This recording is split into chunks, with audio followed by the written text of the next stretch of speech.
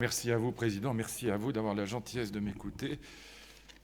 L'année dernière, avec mon ami, j'allais dire mon petit frère, Raïm Corsia, nous avions fait un numéro de claquettes qui est bien au point.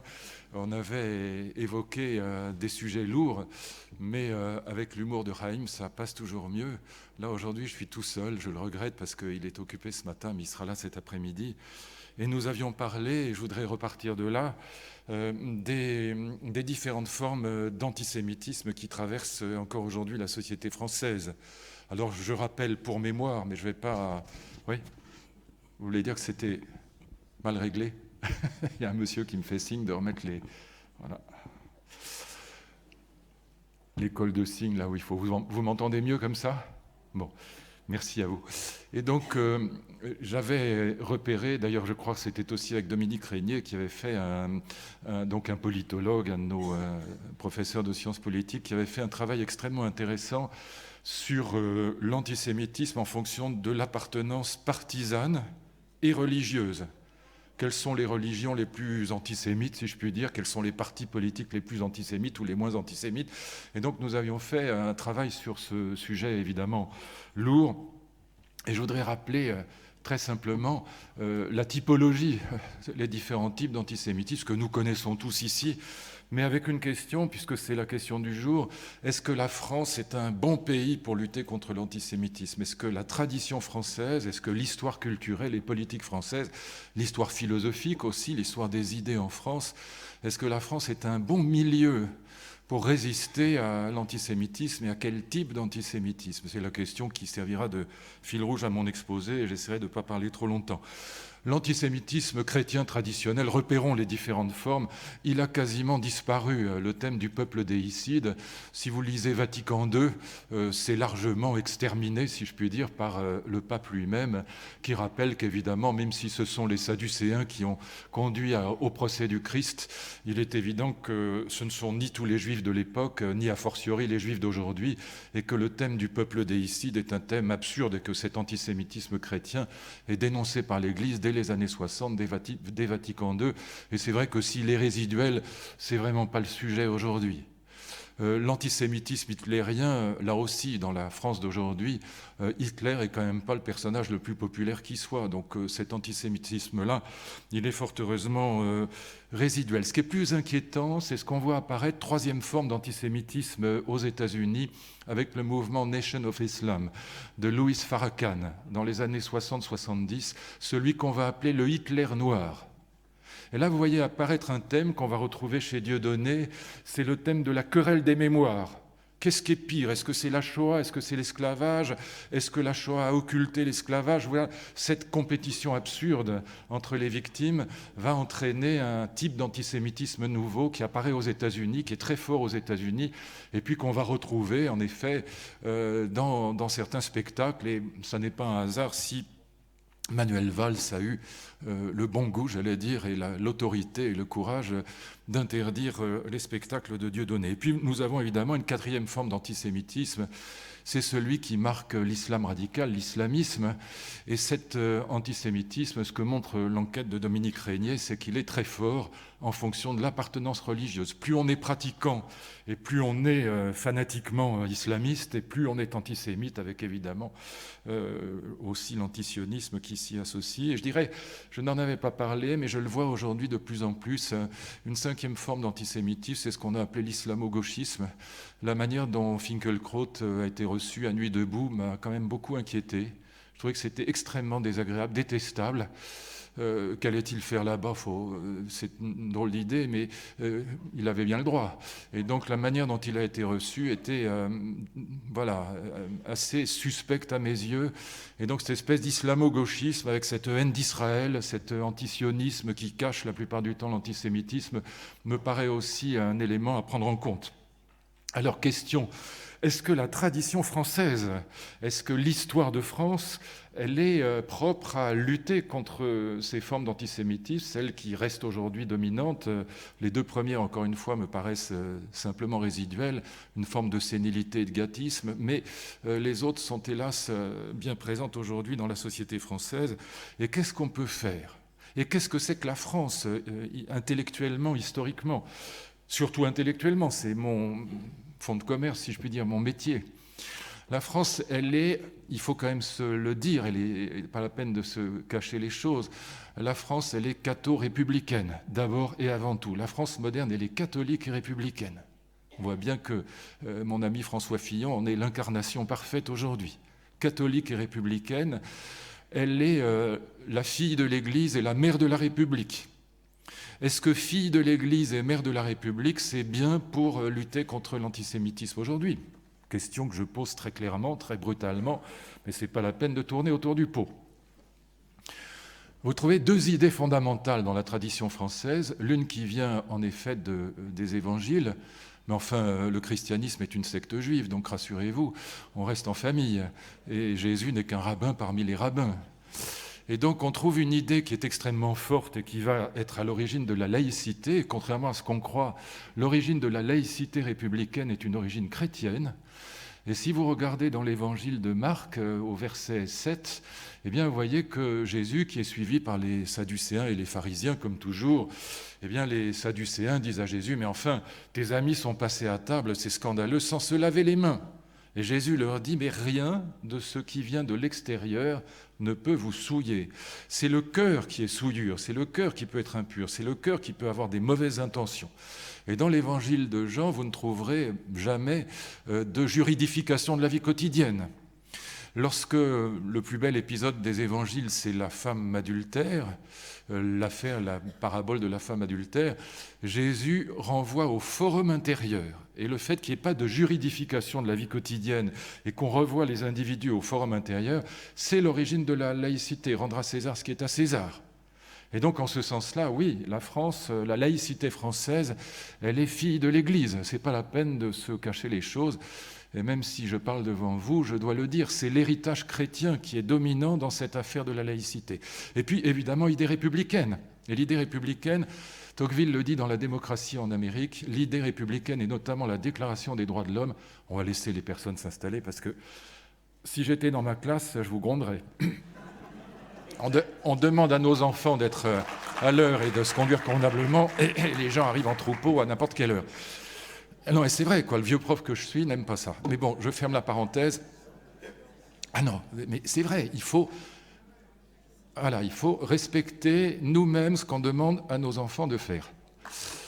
Je ferme la parenthèse. Et donc, j'y reviens. La Déclaration des droits de l'homme de 1789, qui est malgré tout le pilier de l'idée républicaine, parce que ce n'est pas une déclaration droit de l'hommiste, si je puis dire.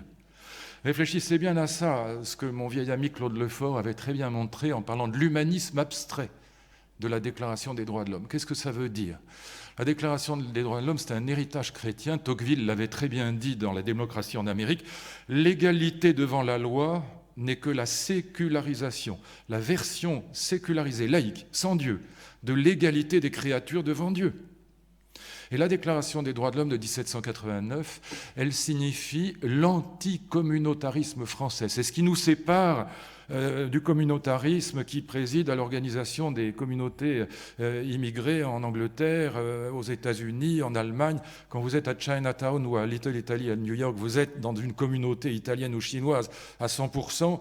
Nous avons une autre tradition qui est celle de la Déclaration des droits de l'homme, c'est-à-dire l'idée qu'un être humain nu, même apatride, mérite d'être respecté, quelles que soient ses appartenances communautaires, quelle que soit sa religion, quelle que soit sa couleur de peau, quelle que soit sa langue, quelle que soit sa culture, abstraction faite, c'est pour ça qu'on a parlé d'humanisme abstrait, abstraction faite de tous ces enracinements dans quelque communauté que ce soit, l'être humain abstraction faite, en ce sens-là, même hors communauté, mérite d'être respecté. Ça a du sens, mes amis, parce que dans le vocabulaire traditionnel de la philosophie politique, on parlait des individus comme membres, écoutez bien les mots insens, membres d'un corps social, membre-corps. La métaphore biologique était présente pour décrire les communautés villageoises. Eh bien, avec la Déclaration des droits de l'homme, on ne parlera plus de membres d'un corps social, mais d'individus, de personnes, qui, abstraction faite des enracinements communautaires, méritent d'être protégés par le droit. C'est ça, l'idée de la Déclaration des droits de l'homme. Et bien évidemment, c'est un héritage chrétien. Ces deux idées-là renvoyer les individus au forum intérieur, idée chrétienne, et puis cet humanisme abstrait, cette idée que le droit doit nous protéger indépendamment des enracinements dans une communauté, ce qui ne veut pas dire que ces enracinements soient prohibés ou mal vus. Bien sûr qu'on appartient tous à une communauté ethnique, religieuse, culturelle, linguistique, ce que vous voudrez. Ces communautarismes ne sont pas interdits, mais au niveau du droit, au niveau de la protection morale et juridique, ça n'est pas ça qu'on prend en compte. L'être humain abstrait mérite d'être protégé. Ces deux idées-là, forum intérieur et humanisme abstrait, elles sont au cœur de la tradition républicaine française. C'est ça qui fait l'originalité de la France aujourd'hui par rapport à l'Angleterre, à l'Allemagne, aux États-Unis même. Et je ne parle pas du reste du monde. C'est ça la laïcité républicaine. Et le problème que nous avons aujourd'hui, ça n'est pas, contrairement à ce que disent les imbéciles, que cette laïcité républicaine a échoué. C'est que nous l'avons abandonnée dans les années 70. Et c'est ça qui nous pose un vrai problème par rapport à l'antisémitisme. Et d'une manière générale par rapport au racisme. Et je ne confonds pas antisémitisme et racisme.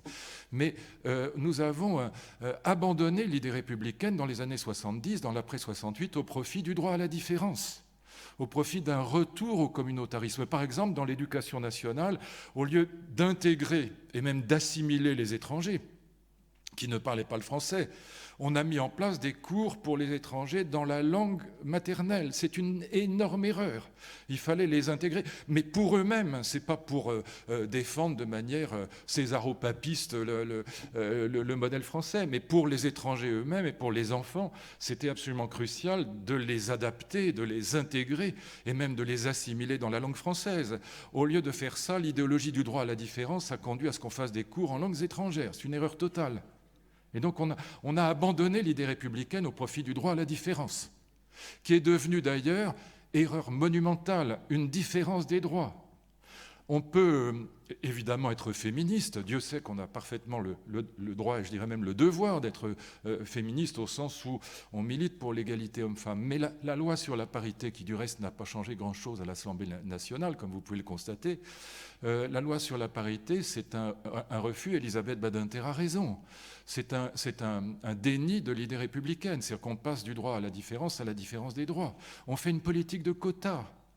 On imite les États-Unis, ce que les États-Unis ont de pire, c'est-à-dire la politique de quotas, l'affirmative action, la discrimination positive.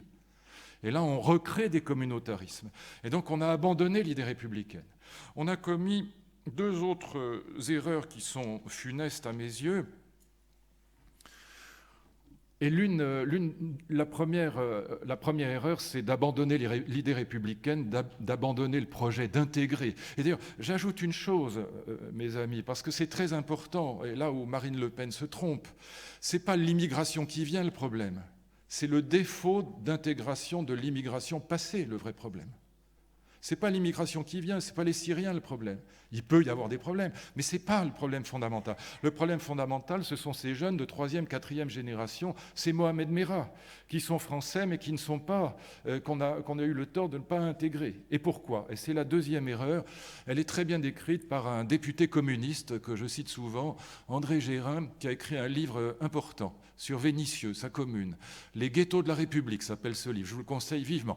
Il a été très très critiqué à l'Assemblée nationale, y compris par ses amis, parce qu'on lui a reproché de tenir des thèmes qui étaient ceux du Front National. Et c'est pas parce que le Front National dit qu'il est midi, quand il est midi, qu'il a tort. Et que disait André Gérin ? Il raconte l'histoire de Vénissieux, l'histoire de cette banlieue de Lyon, et il raconte comment on a constitué des ghettos de la République, comment, abandonnant l'idée républicaine, on a, avec les années 70, ou dans les années 70, avec le regroupement familial, et aussi parce que les ouvriers français ne voulaient plus casser des cailloux sur les routes, on a importé du Maghreb des ouvriers qu'on a très maltraités. On les a entassés dans des bars, je parle des bâtiments, évidemment, je ne parle pas des bistrots. J'y reviendrai au bistrot tout à l'heure, mais oui, je vous verrai pourquoi je fais cette précision, qui n'est même pas une blague. Léo, tu rigoles, mais ce n'est pas une plaisanterie. J'y reviendrai tout à l'heure. Et donc, on a entassé... Et c'est très intéressant parce qu'il raconte dans le détail comment ça s'est passé, comment toutes les professions Dans Vénissieux, il y avait toutes les professions. Il y avait des profs, il y avait des plombiers, il y avait des électriciens, il y avait des chefs d'entreprise. Comment tous ces gens sont partis progressivement, laissant la place à une immigration avec laquelle ils ne se sentaient pas très à l'aise, et comment cette immigration qu'on a entassée, encore une fois, dans des bâtiments qui n'étaient pas faits pour. Comment ces gens qui venaient de pays où il faisait chaud, où il y avait du soleil, où on bavardait, on parlait comme ça sur le parvis des portes, ont commencé par exemple à casser les portes de leurs appartements pour pouvoir retrouver une communauté entre eux, ce qui était parfaitement légitime. Et comment, au fond, cet exemple-là, il est typique, il m'a beaucoup frappé, parce que ça montrait à quel point on n'avait pas réfléchi à l'accueil de cette immigration, comment on les a maltraités. Et au fond, les enfants des enfants des enfants, aujourd'hui, nous le font payer. C'est nous qui avons entamé cette colonisation, c'est nous qui avons fait le regroupement familial. Comment s'étonner qu'aujourd'hui ça puisse poser des problèmes? Et puis la troisième grande erreur, mes amis, elle est pire. Et je vais vous choquer en vous disant ça, parce que c'est désagréable, et ça m'est moi-même désagréable. La troisième erreur, c'est qu'on n'a pas compris que la culture et la barbarie pouvaient coexister. On n'a pas suffisamment tiré la leçon du nazisme. Le nazisme, c'est, dans les années 30, la nation la plus cultivée du monde, qui tourne à la barbarie la plus effroyable qui soit. L'Allemagne est le pays dans lequel le système éducatif, le système universitaire est le plus performant qui soit, et ça n'empêche pas 90% des Allemands de porter Hitler au pouvoir. Au fond, Heidegger a contredit Victor Hugo. On prête à Victor Hugo, vous savez, un mot qu'il n'a d'ailleurs jamais prononcé. Ouvrir une école, c'est fermer une prison. Bon, Hugo n'a jamais dit ça, on n'a jamais retrouvé la phrase, mais en tout cas l'idée y est. Elle y est, j'ai des textes de Hugo qui vont évidemment dans ce sens. Et d'ailleurs, c'est généreux, c'est l'héritage des Lumières, tout ça est magnifique. Et je rejoins évidemment, en tant qu'ancien ministre de l'Éducation, de la Recherche, des universités, je rejoins le Victor Hugo, héritier de Voltaire et des Lumières, bien sûr. Mais en même temps, ce n'est pas tout à fait vrai. Ce qui caractérise l'espace du XXe siècle, c'est justement le fait que la barbarie la plus atroce a coexisté avec la culture la plus élevée. En 1987, quelque part par là, j'ai publié avec mon ami Alain Renaud un livre sur Heidegger qui s'appelait Heidegger les modernes, où je disais mais il faut ne rien comprendre à la pensée de Heidegger pour ne pas voir qu'il était nazi et antisémite jusqu'au bout des ongles. Malheureusement, ça a été le penseur le plus génial du XXe siècle. Et les gens disaient, ah non, s'il est génial, ses disciples, y compris mon ami Finkielkraut, on a un débat dans l'Express à l'époque où Alain dit, mais non, c'est pas possible, puisqu'il est génial, il ne peut pas être nazi. Et les autres disaient, Bourdieu en tête, ah ben s'il est nazi, il ne peut pas être génial. Mais le problème, c'est qu'il était les deux. Et beaucoup d'autres avec lui. Alfred Bäumler, Carl Schmitt et tant d'autres dans l'Allemagne nazie. Et même en France, Drieux et Rebattet n'étaient pas des nuls, c'était des grands écrivains. Ça ne les a pas empêchés d'être des salauds. Et donc, ce qu'on n'a pas suffisamment pensé, ce à quoi on n'a pas suffisamment réfléchi, c'est que la culture n'est pas forcément une arme contre la barbarie. On peut être extrêmement cultivé et être un salaud. L'image, d'Épinal, si je puis dire, du nazi qui écoute Schubert et Beethoven en torturant un juif, elle a du sens. On peut être cultivé et être une ordure. Et regardez ce qui se passe avec l'islam radical aujourd'hui, c'est la même chose. Ben Laden était tout sauf un culte. Il avait un doctorat d'une université américaine. Quand je suis allé en 85 rencontrer les leaders du FIS en Algérie, j'ai rencontré Ali Belhadj, j'ai rencontré Madani, c'était des gens extrêmement cultivés. Et le FIS était rempli de pharmaciens, d'avocats, de médecins, de gens qui avaient fait des études. Autrement dit, ouvrir une école, c'est pas forcément fermer une prison. Et du coup, ça pose une question plus subtile. Quelle éducation? Parce que je ne renonce pas à l'éducation, évidemment, mais laquelle? L'éducation intellectuelle ne suffit pas. Et l'éducation morale est difficile à faire passer dans les têtes. C'est pour ça qu'il faut commencer très tôt. Et là, je vais bientôt terminer. Je pense que si on veut réfléchir à ce qu'il faut faire maintenant, et pas simplement au constat, est-ce que la France, oui, elle a toutes les capacités de lutter contre le racisme et l'antisémitisme. Et cette tradition catho-républicaine, elle est quand même la meilleure du monde à mes yeux. Et je pense qu'on a tous les moyens d'y arriver. Mais il faut réfléchir un peu à ce qu'il faut faire. Et je conclurai avec 3 idées que je vous soumets et qui sont difficiles, évidemment. Tout ça est compliqué. Quand on voit l'état de nos quartiers, on n'est pas forcément optimiste. Première idée, il faut évidemment constituer un islam de France. Je souhaite bonne chance à Jean-Pierre Chevènement. Je ne sais pas s'il y arrivera, mais c'est vital. Il faut fermer les foyers de haine, d'urgence. Il ne faut pas les laisser prospérer. Moi, j'ai eu un Yabon Awards, figurez-vous, décerné par les indigènes de la République. Il y a 2 jours, je défendais mon ami Pascal Bruckner, qui avait dit que ces indigènes de la République étaient complices des assassins de Charlie. Et on lui a fait un procès. J'étais témoin à ce procès jeudi dernier. Et j'ai eu moi-même, comme Christophe Barbier, comme Alain Finkielkraut, comme Jeannette Bougrab, comme Pascal Bruckner et tant d'autres, un Yabon Award, donc censé être, moi, l'archétype du racisme. Parce que j'avais félicité chaleureusement Villepin quand il avait expulsé l'imam de Vénissieux qui appelait à battre les femmes quand on les soupçonnait d'adultère. J'avais trouvé que cette expulsion était plus que légitime. Et j'ai dit au type qui était là, mais vous auriez dû me donner une médaille, pas un Yabon Award. J'avais raison, et il avait raison, Villepin. Et donc, oui, il faut constituer un islam de France, et il faut qu'on ait une formation des imams, il faut qu'ils parlent le français, bien sûr, et il faut qu'on sache ce qui se raconte dans les lieux religieux. C'est parfaitement normal. Et de ce point de vue-là, le consistoire est quand même un formidable modèle. L'intégration des Juifs, Robert Badinter a montré ça de manière magnifique à propos de l'abbé Grégoire, c'est quand même l'immense réussite. Et donc, qu'attendons-nous pour faire la même chose? Et puis, deuxième idée, non, avant peut-être, je vais quand même vous lire un petit texte parce que je le trouve formidable et tellement courageux. J'ai hésité à vous le lire parce que je ne veux pas lui porter la poisse, mais lisez-le. Abdenour Bidar, jeune philosophe, agrégé de philosophie, qui était au ministère quand j'étais ministre, qui est toujours d'ailleurs dans ce ministère, lettre ouverte au monde musulman. Jeune musulman. Écoutez ça, il faut quand même vraiment avoir le courage de le dire quand on est musulman en France, et c'est quand même un texte magnifique. Et c'est au fond tout le problème de l'islam de France qui est posé là.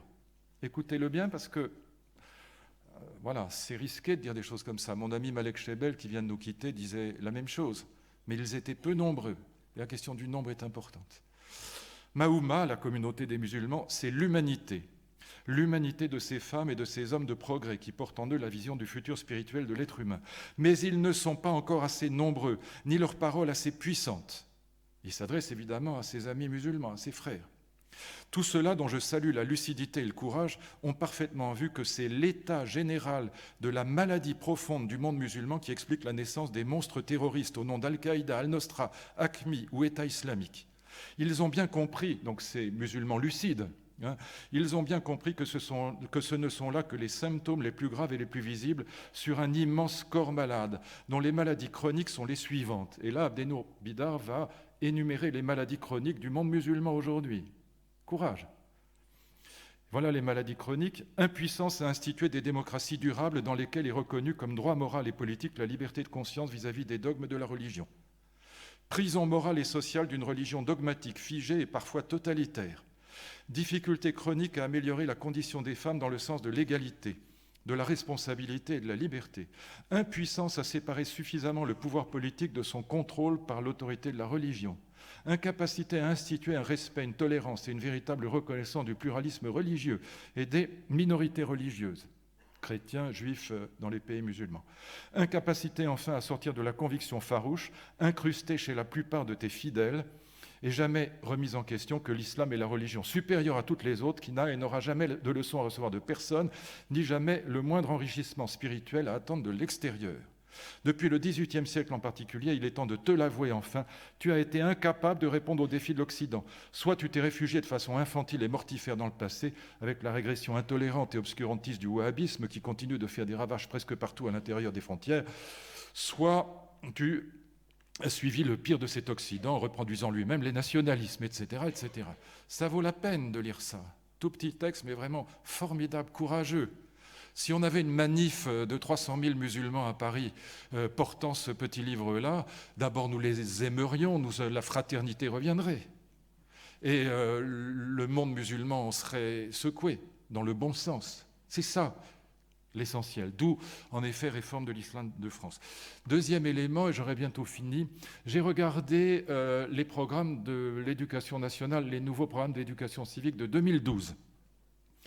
Ils sont consternant. Parce que chez les petits, on peut faire des choses. Les petits, quand ils ont 6-7 ans, ils écoutent l'instit, la maîtresse, comme si c'était, j'allais dire, parole d'évangile ou de Talmud.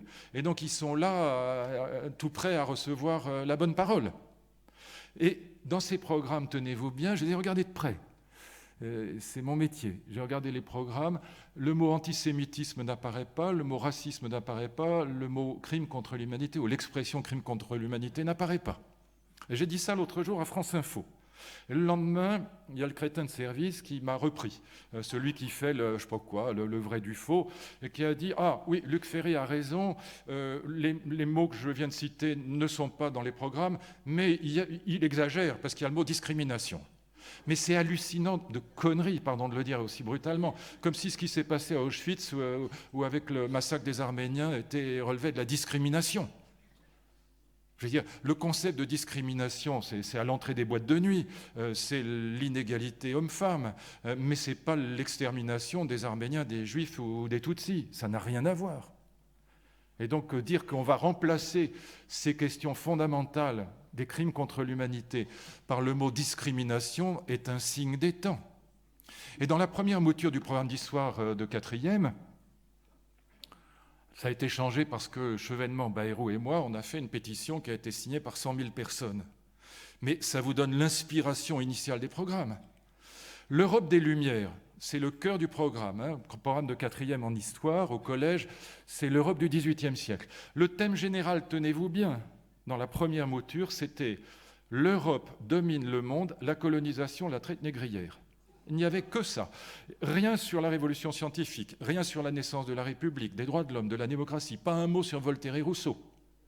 Donc on a fait changer ça. Mais vous pouvez changer des items, mais l'inspiration générale était celle-là. Donc ça ne va pas. Et donc ça ne va pas, et c'est dommage parce que c'est à ce niveau-là qu'on peut faire quelque chose. Et encore une fois, si j'ai parlé de l'exemple de Heidegger et de Victor Hugo, c'est parce que je crois à l'éducation morale beaucoup plus qu'à l'éducation intellectuelle. Et puis troisième et dernier point, je vous laisserai avec ça en paix, il faut réfléchir à ce que sont les passions démocratiques. Ça, c'est une idée tocquevillienne à laquelle je tiens beaucoup. Mon ami Philippe Reynaud avait écrit des jolies choses sur le sujet, un de nos meilleurs philosophes politiques, et Tocqueville a beaucoup réfléchi sur ce qu'il appelait les passions démocratiques. Qu'est-ce que c'est que les passions démocratiques ? Les passions démocratiques, malheureusement, ce ne sont pas les passions pour la démocratie. Ce sont les passions les plus communes, celles qui traversent les classes sociales et qui soudent le peuple. Et ces passions démocratiques, aujourd'hui, c'est très intéressant de voir qu'elles sont indexées sur les partis politiques. Je ne veux pas faire de politique politicienne, ça ne m'intéresse pas, en tout cas certainement pas ici, mais c'est juste une notation, même si ça touche un peu à la politique politicienne, mais c'est une notation de fond. Il y a 4 grandes passions démocratiques qui traversent la société française aujourd'hui, et puis une 5e qui est moins visible et qui est plus importante. La première passion démocratique, c'est la colère. Et la colère, contrairement à ce qu'on croit, là aussi, on a dit de manière absolument stupide que le Front National était animé par la peur. J'ai eu l'occasion de rencontrer X fois Jean-Marie Le Pen et sa fille. Je peux vous garantir que ce sont les gens les moins peureux que j'ai rencontrés dans ma vie. Ils n'ont peur de rien et c'est même tout le problème. Et donc, ce n'est pas la peur qui anime le Front National, c'est pas vrai. Ni ses leaders, ni ses électeurs. C'est la colère. C'est la colère. Et c'est une colère qui vient de la France profonde. Et c'est de la France périphérique, comme disent certains géographes. Et donc cette colère-là contre les élites, elle est exprimée par Marine Le Pen qui est en permanence en colère. Vous avez une deuxième passion qui est très proche, comme toujours l'extrême gauche est très, très proche de l'extrême droite, c'est l'indignation. L'indignation déforme en permanence le visage de Jean-Luc Mélenchon. Il est indigné, et c'est ce qu'on voyait à Nuit debout, les mouvements des indignés, c'est très proche. C'est la passion de l'extrême gauche, l'indignation. Vous avez une troisième passion qui est très forte aussi et qui anime l'écologie, c'est la peur. La peur est le moteur de l'écologie. C'est ce qui a conduit à l'inscription absurde du principe de précaution dans la Constitution en 2005. Nous sommes dans une société de prolifération des peurs. Nous avons peur de tout, du sexe, de l'alcool, du tabac, de la vitesse, des côtes de bœuf, des volailles, des nanotechnologies, des OGM, du réchauffement climatique, de Claude Allègre et de 1000 choses plus abominables encore. Et l'écologie traduit cette peur. Dans le livre de Hans Jonas, qui s'appelle « Le principe responsabilité », qui a été la Bible des écologistes allemands, eh bien, il y a un chapitre qui s'appelle « Heuristique de la peur ». C'est-à-dire eurisko en grec, je découvre. La peur nous fait découvrir les menaces qui pèsent sur le monde. Et ce que nous avons vécu, mes amis, depuis une quarantaine d'années, cinquantaine d'années, ce n'est pas simplement la prolifération des peurs en Europe, c'est la déculpabilisation de la peur. C'est ça qu'inscrit le principe de précaution. Autrement dit, quand j'étais gamin, pour parler très simplement, à la famille comme à l'école, on nous disait un grand garçon, une grande fille, ça n'a pas peur. Grandir, devenir une grande personne, pour parler comme Saint-Ex, c'était être capable de quitter ses parents, de prendre le grand large, de se porter au secours, de ne plus avoir peur du noir, de se porter au secours d'une personne faible agressée dans un train ou dans un métro. Je ne dis pas que nous étions forcément au niveau, mais c'était l'idée. Aujourd'hui, avec l'écologie politique, la peur est devenue le premier principe de la sagesse, entendu au sens de ce fichu principe de précaution. C'est une grave erreur. Et puis la quatrième passion, elle est omniprésente, c'est la jalousie. Et la jalousie, nous y cédons tous. Et généralement, la jalousie, elle s'exerce surtout dans le même milieu que soi. On est jaloux entre journalistes, entre intellectuels, entre politiques. On se déteste beaucoup plus dans un même parti que chez le voisin. Personne, à l'UMP, je continue à lire l'UMP, personne à l'UMP ne déteste Macron. En revanche, qu'est-ce qu'ils peuvent s'aimer entre eux? C'est fascinant. Et c'est la même chose au Parti socialiste, rassurez-vous, c'est pas... Voilà, la jalousie. Comme dit l'autre, vous vous souvenez, c'était la phrase de campagne de notre président, « Je n'aime pas les riches ». Ben, je vais vous dire, c'est toujours l'argent des autres qu'on déteste. Le sien, on finit par se faire une raison. Et il y a une dernière passion, et je dis ça à mon ami François Fillon. S'il veut faire des réformes difficiles, s'il veut s'attaquer à la question du racisme, de l'antisémitisme, voyez bien le problème. Je ne veux pas, là encore, faire de politique, mais voyez bien quand même la situation de la France aujourd'hui. Pour la première fois depuis 1958, la France est divisée en 3 tiers égaux. 1 tiers de Front National, 1 tiers de Républicains et 1 tiers de gauche, très divisé, mais 1 tiers quand même. Réfléchissez à ça, parce que c'est le problème clé et personne ne vous le dit aujourd'hui. Ça, c'est ma rubrique Ami paranoïaque, bonjour, je suis le seul à le dire, mais c'est quand même vrai. Celui qui arrivera à l'Élysée, très probablement François Fillon, maintenant c'est quand même assez probable, ne croyez pas que sous prétexte qu'il y a eu le Brexit et Trump, on est dans un monde totalement irrationnel, c'est pas vrai, il y a des logiques derrière tout ça. Eh bien de toute façon, celui qui arrivera à l'Élysée, que ce soit François Fillon ou un autre, il ne représentera que son camp positivement. Il ne représentera pas les autres, sauf par défaut. Évidemment, si Marine Le Pen est en face, Fillon aura peut-être 70%, mais la gauche aura voté pour lui à contre-cœur, pas positivement. Donc celui qui arrivera à l'Élysée, il ne représentera que, en vérité, 20% positivement. C'est-à-dire son camp, moins ceux qui ne peuvent pas le voir à l'intérieur même de son camp. C'est-à-dire déjà quand même pas mal de gens. Et donc, ça a l'air drôle, mais ça ne l'est pas, parce que quand vous êtes à 20% à l'Élysée, à la moindre difficulté, souvenez-vous, 95, 2005, 2016, vous agrégez contre vous 80% de la population. Et pardon de le dire comme ça, mais dans ce cas-là, on court à poil dans un champ de râteaux, ce qui n'est jamais très agréable.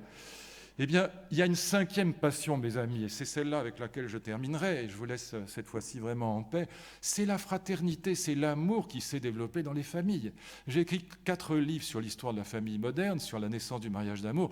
On a développé dans les familles un très très grand amour, notamment l'amour de ses enfants, mais qui a débordé, qui est devenu sympathie, sympathos, souffrir avec, c'est aussi toute la naissance de l'humanitaire. À partir de 1859, à partir d'Henri Dunant, la bataille de Solferino. Et donc cette puissance extraordinaire de la fraternité et de l'amour, elle est très grande dans la société française. Simplement, c'est pour les démagogues beaucoup plus difficile à exciter, c'est beaucoup plus difficile à mobiliser en politique, mais c'est très important. C'est une force qu'il ne faut pas sous-estimer. Et je vais vous dire pourquoi. Jusqu'aux accords d'Évian, finalement, jusqu'en 1962, toutes les guerres, depuis 1870, 1914, 1945, toutes les guerres ont montré qu'on sacrifiait la vie privée des individus à la raison d'État. Première guerre mondiale, 19 millions de morts. Deuxième guerre mondiale, 60 millions de morts. Et puis la guerre d'Algérie, quand même 500 000 morts, dont 35 000 dans l'armée française. Et donc on sacrifiait la société civile et les familles à un État tout-puissant qui parlait de la gloire de la France. Eh bien, depuis les années 70, le rapport entre société civile, c'est-à-dire famille, Et puis État s'est inversé. L'État est devenu progressivement non pas le lieu du sacrifice des familles, mais l'auxiliaire de l'épanouissement de la vie privée, l'auxiliaire de l'épanouissement des familles. C'est ça que nous vivons aujourd'hui. C'est un renversement de situation historique, fondamental dans la vieille France. Et donc, je pourrais développer ça longuement, mais je vous ai promis de m'arrêter. Et donc, on a là aujourd'hui un réservoir de puissance, de passion extraordinaire, qui est ce réservoir de fraternité et d'amour sur lequel on peut aussi s'appuyer pour faire des réformes, parce que la question principale n'est plus la question de la nation, n'est plus la question de la révolution. Quand j'étais gamin en 68, tous mes amis étaient soit gaullistes, nation, nation, nation, soit maoïstes ou trotskistes, révolution, révolution, révolution. Non, la vraie question, c'est quel avenir des générations futures? Quel monde, nous les adultes, nous prendrons la responsabilité de laisser à nos enfants, c'est-à-dire l'humanité qui vient. Et donc, c'est cette fraternité qui, me semble-t-il, permettrait de rajouter aux deux autres mesures que j'évoquais tout à l'heure sur l'islam de France, un poids, une force suffisante pour essayer d'aller de l'avant. Merci de votre attention, en tout cas.